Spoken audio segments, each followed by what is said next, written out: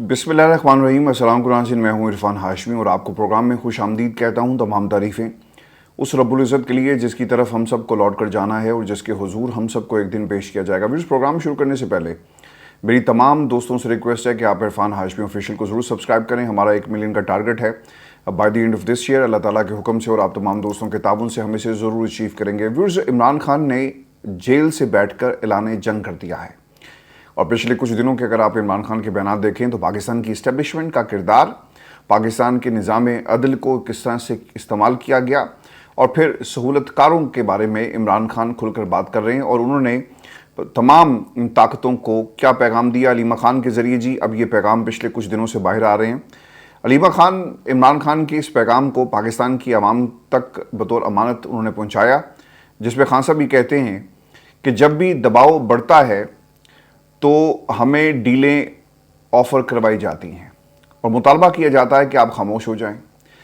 इमरान खान को पैगाम भेजा गया कि आप 9 मई की सीसीटीवी फुटेज की बात नहीं करेंगे, क्योंकि इससे पहले खान साहब ने मुतादिद बार सीसीटीवी फुटेज का मुतालबा किया कि दिखाई जाए सीसीटीवी फुटेज। सीसीटीवी फुटेज क्यों छुपाई जा रही है, ये इमरान खान का पहले दिन से मुतालबा है। फिर दूसरी चीज़ उन्होंने ये कही कि 9 मई की सज़ाओं को खामोशी से कबूल कर लिया जाए और कौम से माफ़ी मांगे। जो कुछ हुआ इसके ऊपर आपको एक तो अपनी माफ़ी नामा जो है पाकिस्तान की इस्टेब्लिशमेंट के नाम आपने ये जारी करना है और फिर इसके साथ साथ आपको इस्टेब्लिशमेंट की बातों को मानना भी पड़ेगा, फिर आपके बारे में सोचा जाएगा। दूसरी चीज़ इमरान खान ने ये भी बताया कि जंगल का बादशाह, चीफ इलेक्शन कमिश्नर काजी फ़ाइज़ ईसा लंदन प्लान का हिस्सा थे। आज लंदन प्लान पर अमल दरामद करते हुए 3.5 सालों में हम पर जमहूरियत, इंसाफ और शफाफ इलेक्शन के दरवाजे मुकम्मल तौर पर बंद कर दिए गए। समड़ियार इलेक्शन इसकी एक मिसाल है। लंदन प्लान का जिक्र आपने बार बार सुना होगा। इस लंदन प्लान से पाकिस्तान की बर्बादी का जो सफ़र था, जो हमने बड़ी तेज़ी के साथ तय किया, इसका आगाज़ होता है। पाकिस्तान के अंदर एक ऐसी हुकूमत को लाकर बिठा दिया गया जो इस लंदन प्लान की वजह से बनी। पाकिस्तान की इस्टेब्लिशमेंट ने किस तरह से निज़ाम को कंट्रोल करना है और नवाज शरीफ साहब की इस निज़ाम के अंदर एंट्री कैसे होगी, उन्हें बदले में क्या दिया जाएगा, पाकिस्तान की तमाम सियासी जमातें नवाज शरीफ साहब से क्या एक्सपेक्ट करती हैं। और हमने व्यूअर्स इससे पहले लंदन प्लान जो बनाया गया पीडीएम के दिनों में, जब पाकिस्तान पीपल्स पार्टी अलहदा हुई, तो उस वक्त मुतादिद इनकी ऐसी मीटिंग्स देखी हैं जिसमें आसिफ अली जरदारी, नवाज शरीफ साहब और इनके पूरे ख़ानदान के दोनों तरफ से लोग बैठे और इन्होंने एक ऐसा कंसेंसस डेवलप किया जिसमें कुछ लो और कुछ दो की बात थी। इमरान खान ये भी कहते हैं कि 2 इनकलाब आए पिछले कुछ अरसे में। पहला इनकलाब कौन सा था? तब आया जब उमर अता बंदयाल के जो 3 माह में इलेक्शन करवाने का हुक्म आपको याद होगा, जिसके ऊपर आज तक अमल दरामद नहीं हुआ।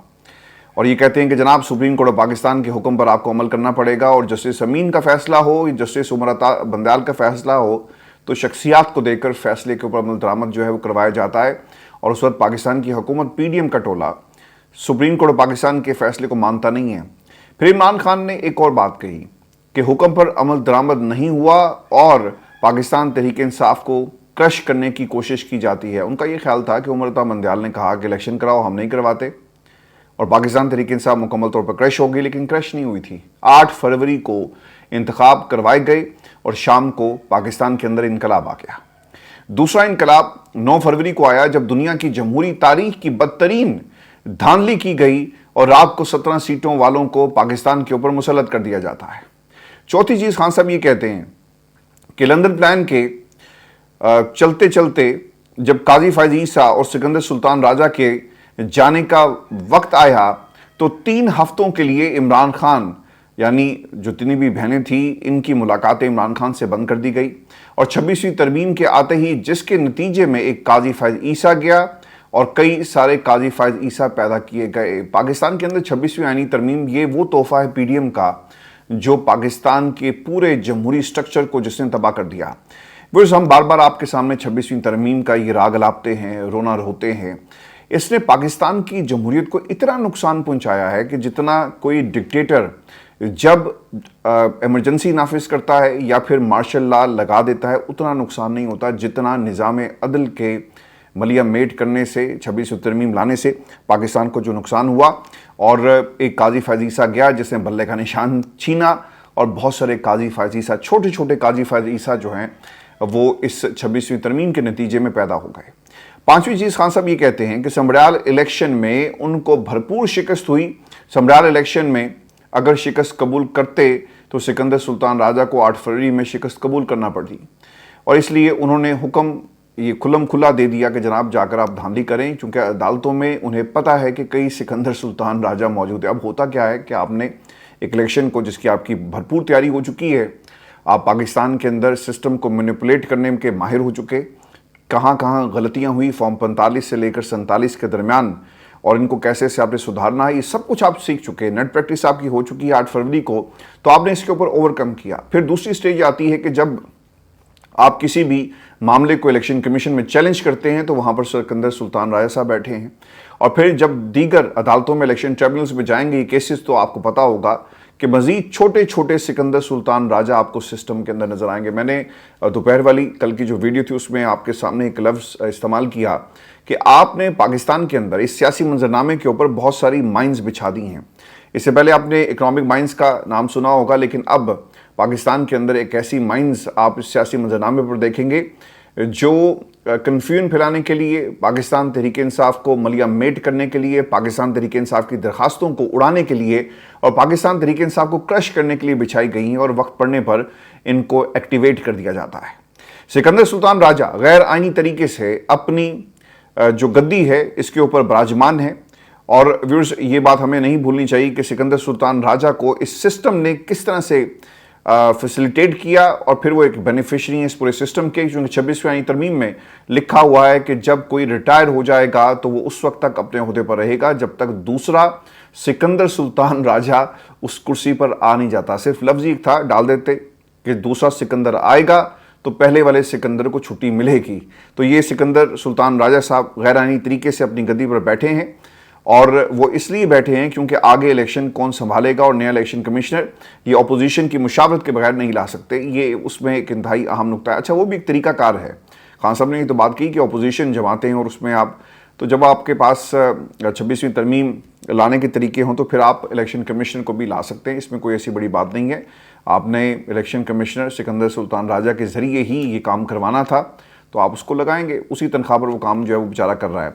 वोट इमरान खान का चोरी नहीं हुआ, वोट कौम का चोरी हुआ। इमरान खान ने यह भी कहा, उनकी बहन के जरिए ये पैगाम भेजा गया, ये लोग नौजवानों से डरते हैं और चाहते हैं कि ये पाकिस्तान का फैसला ना कर सके, इसलिए इमरान खान के जेल से खुद तहरीक को लीड करने का फैसला किया। पाकिस्तान तहरीक इंसाफ को सर बहुत सारे धोखे खाने पड़े, कुछ अपनों ने दिए, कुछ बेगानों ने, और इन धोखों के अंदर जितने भी धोखे आपको पाकिस्तान तहरीक इंसाफ को मिले, इसमें अपनों का हाथ ज़्यादा था, दुश्मनों ने तो आपको धोखा ही देना है।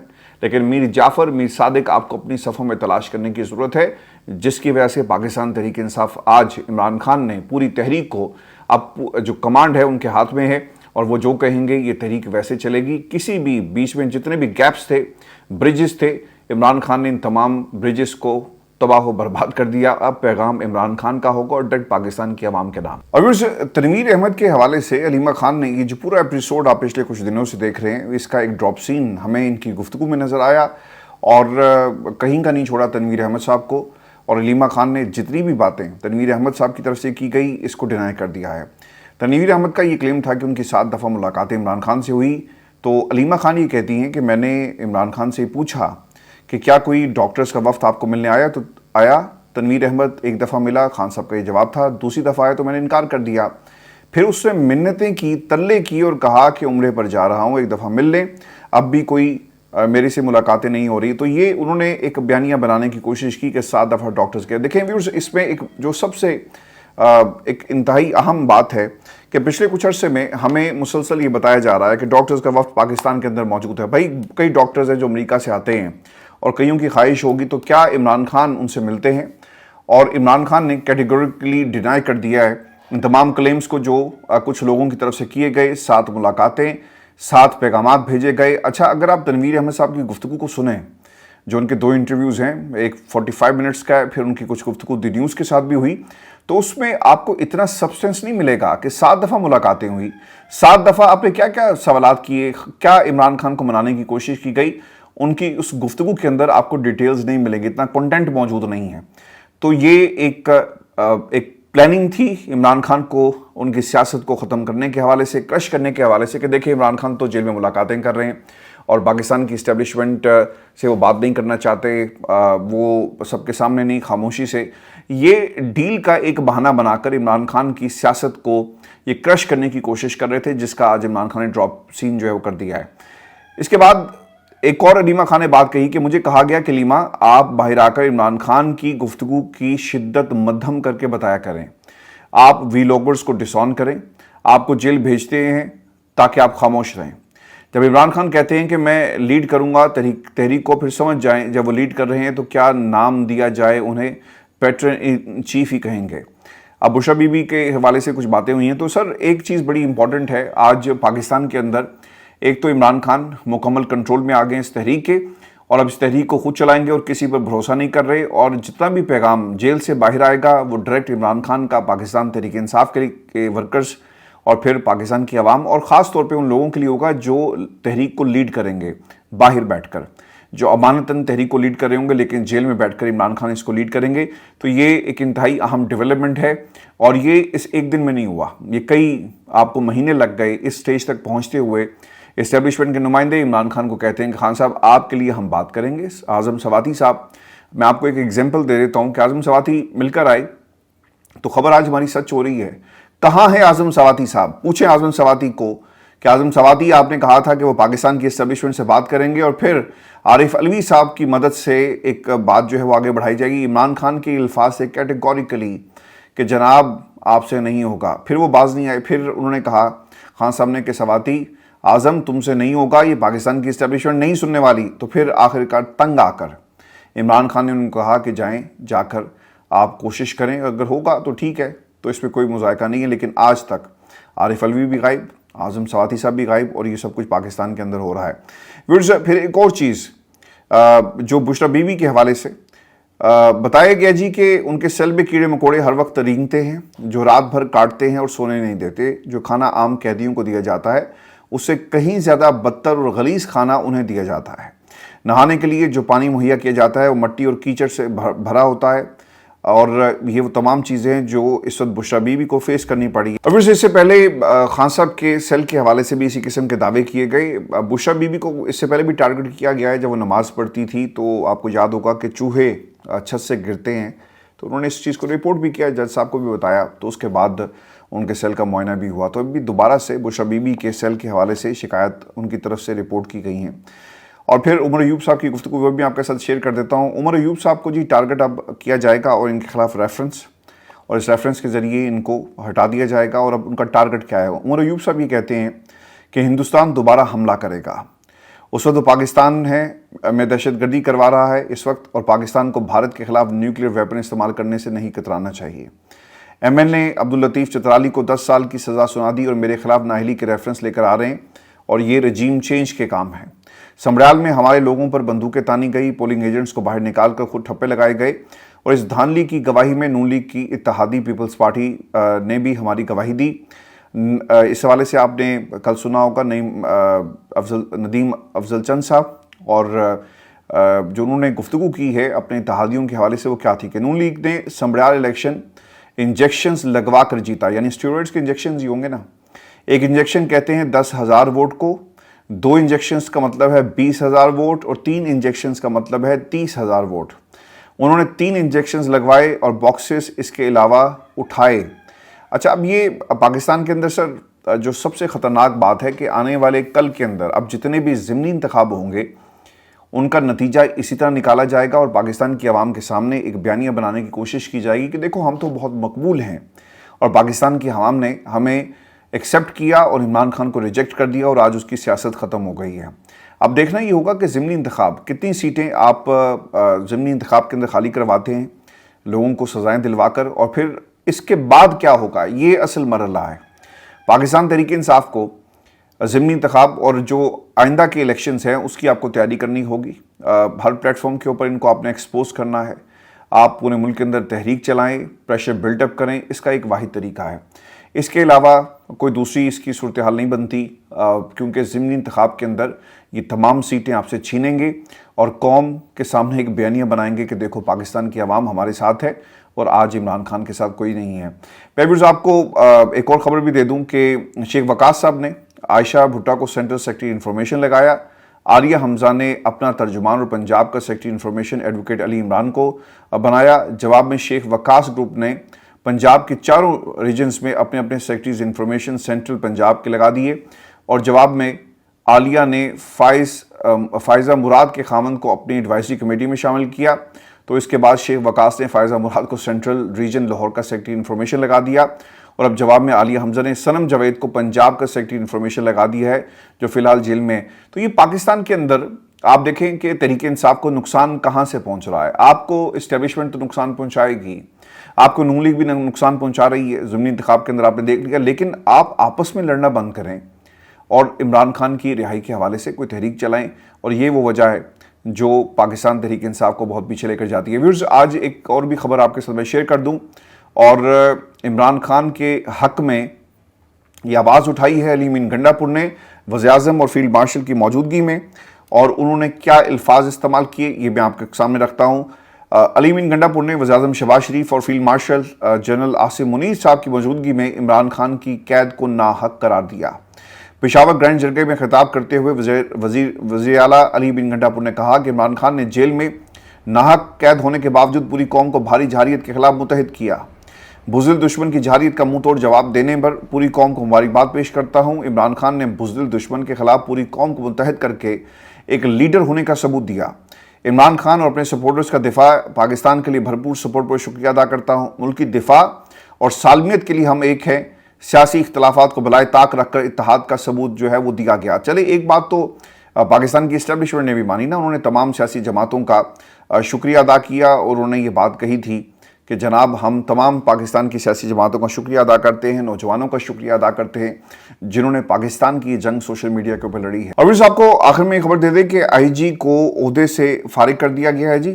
ملیر جیل میں 200 کے قریب جو قیدی تھے وہ فرار ہوئے، تو آئی جی جیل خانہ جات قاضی نذیر کو اس وجہ سے عہدے سے فارغ کر دیا گیا۔ اس کے علاوہ ڈی آئی جی جیل اور سپرنٹینڈنٹ ملیر جیل کو بھی عہدے سے معطل کر دیا گیا ہے۔ وزیر داخلہ سندھ کی طرف سے جو واقعہ پیش آیا اس میں ملیر جیل افسران انتظامیہ کی نااہلی ثابت ہوئی۔ 24 گھنٹوں کا وقت دیا گیا، فرار قیدی واپس آئے تو سزا میں رعایت دیں گے، آج نہیں تو کل تمام فرار قیدیوں کو گرفتار جو ہے وہ کیا جائے گا۔ اس کے علاوہ ڈسٹرکٹ جیل ملیر کی CCTV کیمرے خراب اور ناکافی ہونے کا بھی جی انکشاف ہوا ہے، اور قیدیوں نے فرار کے وقت جیل کی کینٹین سے 20 لاکھ روپے سے زائد کا سامان لوٹا۔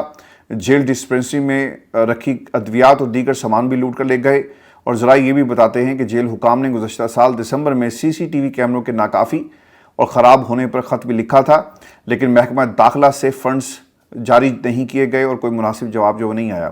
تو سر پاکستان کی عدالتیں بغیر ججوں کے ہیں، پاکستان کی حکومت بغیر طاقت کے ہے، بغیر اختیار کے ہے، پاکستان کے اندر پارلیمان کے پاس کسی قسم کا اختیار نہیں کہ وہ عام آدمی کے لیے قانون سازی کر سکے، اور پاکستان میں ایک خاص مافیا اس وقت حکومت کر رہا ہے، اور پاکستان کی اسٹیبلشمنٹ ان تمام مافیاز کو جو ہے وہ سپورٹ کر رہی ہے۔ تو یہ صرف ایک جیل کا معاملہ نہیں ہے، ہر طرف آپ کو اسی قسم کا ماحول جو ہے وہ نظر آئے گا۔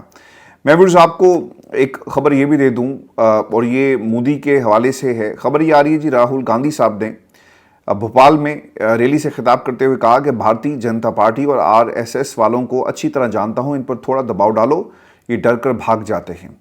جیسے ادھر سے ٹرمپ نے ایک اشارہ کیا اور کہا کہ مودی جی کیا کر رہے ہو، نریندر سرینڈر اور مودی جی نے حضور کہہ کر اشارے کی تعمیل کر دی۔ آزادی کے بعد سے ان کو سرینڈر والے خط لکھنے کی عادت ہو گئی ہے، تو یہ انہوں نے ان کے اوپر تنقید کی ہے۔ نریندر مودی سر اس وقت اپنے زوال کی طرف بڑی تیزی کے ساتھ بڑھ رہا ہے، اور نریندر مودی کے پاس جو آپشنز ہیں وہ اب ختم ہوتے جا رہے ہیں، اور نریندر مودی کی یہ کوشش ہے کہ وہ جانے سے پہلے کچھ ایسا ماحول بنائے جس سے اسے پولیٹیکل ایک مائلیج حاصل ہو سکے، اور وہ اسے اپنے مخالفین کے خلاف جو استعمال کر سکے۔ ویورز، یہ ہماری آج کی ویڈیو تھی، اپنے کمنٹس ضرور بھیجیے گا، چینل کو سبسکرائب کرنا مت بھولیں۔ اجازت دیجیے، اللہ نگہبان۔